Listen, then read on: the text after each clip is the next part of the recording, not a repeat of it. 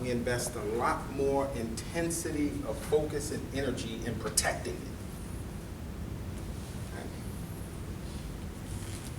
You know, so banks have these huge ironclad, 2-foot thick safes, safe boxes. We have Fort Knox to guard and protect the wealth of the nation in gold. And many of us have an alarm on our cars, because our car is probably one of the most valued possessions, tangible possessions that we have. We put alarms on our home. Why? Why do we do that? Somebody I haven't heard from. Safe and secure. Safe and secure. Sure, safe and secure.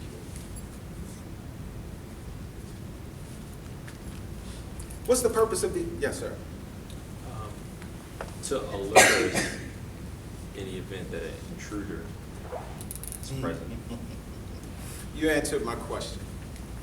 The alarm itself is designed to give us an alert as far in advance as possible that there is a potential threat of hurt, harm, or loss to the thing that you value. And a good alarm system that's worth its weight will give you a significant amount of notice so that you will have the appropriate amount of time in order to put a strategic response in place to protect what you value. Is that accurate? That's how it works. Think about your own person. I'm not sure if there's anything more valuable than we have than our own lives. Our life and the well-being of our life is extremely valuable. So in our design, a part of that design is this wonderfully sophisticated alarm system called our emotions. Our emotions are our friends. They're our friends. They are our servants. They've been designed to serve us. They've been designed to serve us. And they've been designed to, as a good friend does, give us information as it pertains to ourselves and our well-being to help us to be the best that we possibly can be. Now, this is the interesting thing about emotions, because based on the society in which we exist, the way that it is designed, most of the affirmation within the formal structure of the system is designed to reward people who know a lot. The educational system, university system, higher education, doctoral degrees, master's degrees, PhDs, certified this, licensed this, qualified this. All of these things are Grammys, Oscars, and Emmys for those who have pursued intellect development through a formal process. And if you can navigate and have achievement through those processes, you will be rewarded. And usually you'll have higher paying jobs. You'll have more authority within the system, formal authority within the system. And even in a social context, because we know people who know a lot tend to be elevated and honored the most when we're in the presence of people, the natural tendency in order to prove our worth and value is to talk about what we know. What you laughing at? Just thinking of how that looks when you're just saying it. Yeah. Let's look at this slice of the pie, however. If you're a person who's really in touch with your emotions, you like to express them, you like to own them, you like to encourage other people to own them, you will on that continuum be observed most likely as having some sort of dysfunction. You're laughing. Talk to me. I want participation. I just keep picturing the movie Inside Out with all the emotions. Inside Like the Out. alarms are going off, things are happening. Yeah. Yep. Yes. Talk to me. Yes, sir. I agree with your statement, and it's true because usually you'll find intellectuals who, and I don't like to make blanket statements, but in some instances you'll find intellectuals who really struggle with displaying emotion, managing their emotions, or having a intimate relationship with their emotions, I'm sorry. Yeah. And it's understandable because the reality is we don't spend nearly as much time developing a relationship, understanding, and mastery of our emotional selves as we do with developing a relationship and mastery with intellect. There's no reward.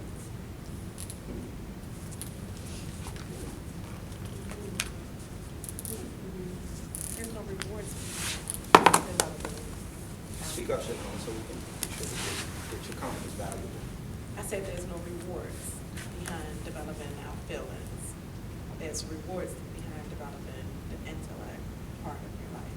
So if you're not rewarded, not from the society view of rewards, your parents probably will reward you for having and being in touch with your feelings. But if you're not rewarded, you don't want to go after it. Now, this is very important and valuable for us to understand as practitioners in helping families. Because the reality is the family bond and connection resides here, not here. You can't intellectualize your family. You can't understand your family intellectually. It's beyond your intellectual capacity. Nobody can explain why their mother is their mother and how that decision was determined. Nobody can explain that. Nobody can explain why a child who may have been abandoned by their family and grew up in foster care and find themselves an adult, once they reach adulthood, even though they never knew their mother and they knew their father was a crack addict and is currently in jail, nobody can explain that innate feeling in their gut to at least see the people that they come from. Nobody can explain why we want to know where we got our nose. You can't intellectualize that. It's not an intellectual process. You can't understand families intellectually.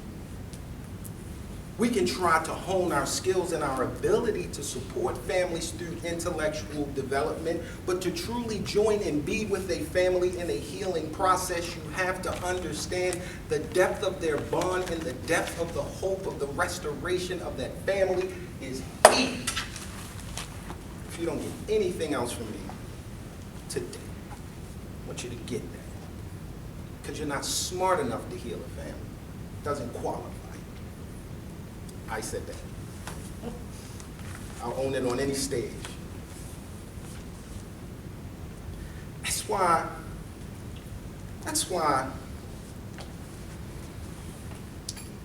we're having a hard time making families work.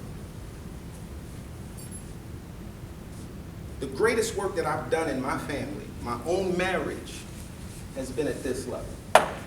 And I find that I'm off most of the time in that divine union when I start intellectualizing what's happening and I'm guarding and gating myself from going here where the real issues are. Now, I acknowledge that. I show up for that work every day. And I'm coming up on 20 years, so I'm trying, as I encourage all of us to try. Yeah, this has to be real. This cannot be something that we're addressing and confronting in a manner that gives us room and liberty to be playful. This is serious. Serious. So those are our internal alarm system, right? So we're getting these alarms, And the person who has a very, very deep, connected, bonded relationship with intellect and a less developed relationship with their feelings, what will happen is feelings have a way of wanting to take dominion over you. They want to be in charge. They want to be on stage. Now, you're ultimately in control, but your feelings have a way of wanting to take control from you.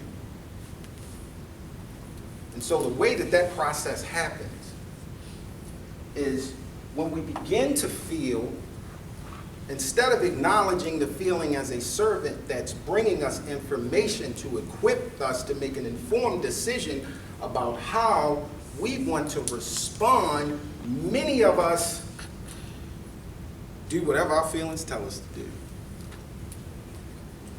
They take dominion over our entire being. They sling us up against this wall, throw us down in the bed where we can't get up anymore, have us biting our fingernails off, have us scratching ourselves, have us self-medicating. It's just, they just take control. Those signals that were designed to be your servants have now become Lord over your being.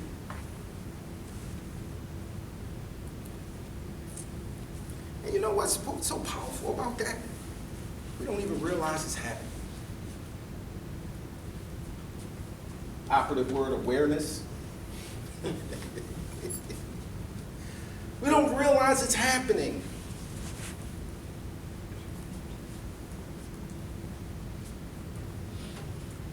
We walk into a coffee shop, we smell the coffee, the fresh brewed coffee beans.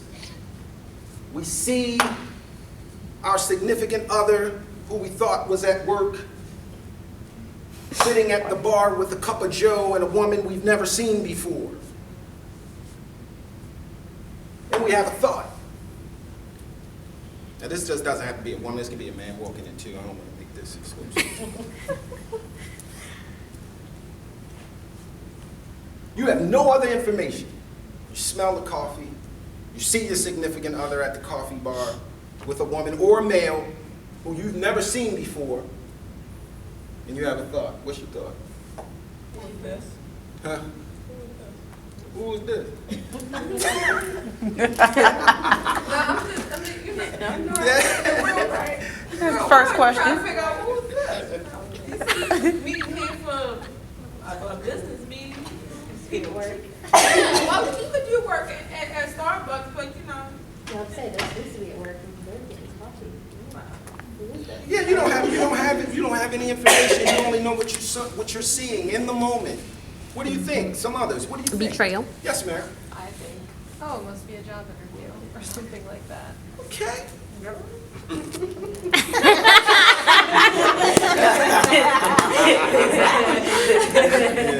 Maybe some other thoughts. No, you know what? You had your head on your left, yes. Putting myself in a situation, knowing where my boyfriend works, I Uh-huh. would be like mad. That's a because- feeling. Oh, yeah, you moved to feelings. I want to know what you thought. Okay. What's the dialogue in your head? What are you doing here? What are you doing here? What are you doing here? What's going on? Nice. Okay, so we have two varying thought processes. Okay, so you two have similar thoughts. When you walk into the coffee shop and you see a significant other at the bar with someone of the opposite sex, and you have a thought, what are you doing here? What's the feeling? You said you would be angry. I'll be confused, but I'll be more angry because that's not a regular type work setting. Confused. Angry. How would you feel? If I found him at the bar with a You male just or saw a female. just female. The opposite. Opposite sex. Oh, I'm going in rage. You're rage. You want to rage. Okay. So I might start feeling, you know, like you get the nervous, like your heart might be Nervous. beat faster, you get Anxious. anxious. You have all these, I'm gonna have a lot of different thoughts because I've never seen her, I don't know her name, you ain't texting me saying you going here. Right. Disappointed. Disappointed. Betrayed. Disappointed. Unfaithful. Now let's stay with this. Now let's stay with this. Let's stay with this. Let's stay with this. I want to stay with this side. So you saw what you saw. You had a thought about it. And your feeling that follows the thought, your feelings are rage, confusion, anger, anxiety, nervousness, betrayal. You feel betrayed. Why are you feeling like this? From past experience. From your past experience, your thoughts are, if my significant other, someone I love, is with a strange woman or a strange man, that cannot mean anything good for me. Well, y'all saying, yeah, because for me, I don't sit at the bar with anybody from work. I don't confuse the two. So if I go to the bar, I don't go Right. with nobody from work. So what did you lose in that observation? Based on what you came in and saw, what was the loss to you personally by him sitting there with someone else that you don't know at that bar? What do you feel like Trust is is gone. you lost trust? Yeah, if you don't have trust, you don't have anything. Okay. So in the loss of trust, that could suggest that the connection has been compromised between you and this person. Maybe you thought you were closer, more connected, and more exclusive than you actually are, as evidenced by what I'm looking at. And that certainly could make you mad. Right? Mary, you saw a job interview. Yeah, that's hot. All right, so what is the genesis of that thought? What do you think shapes you to draw that intellectual conclusion when you see? Well, it would be my first thought because my significant other has been on an active job hunt.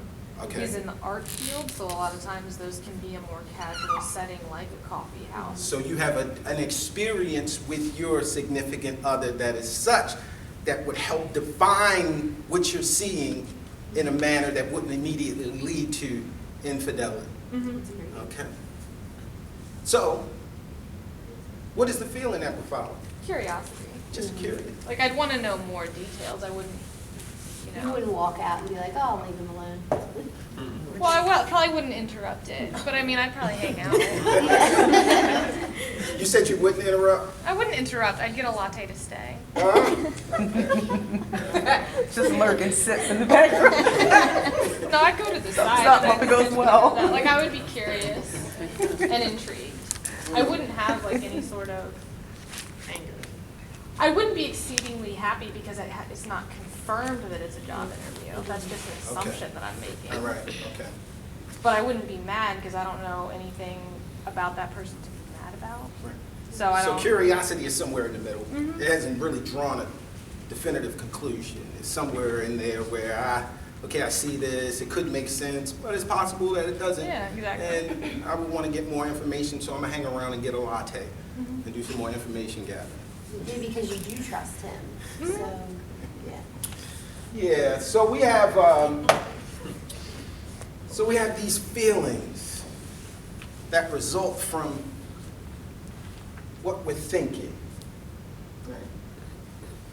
So I just want to keep circling us back to this desire that we have to be okay. Yes, ma'am. I want to add that, well, as well as experience, you have expectations from your significant other. Mm.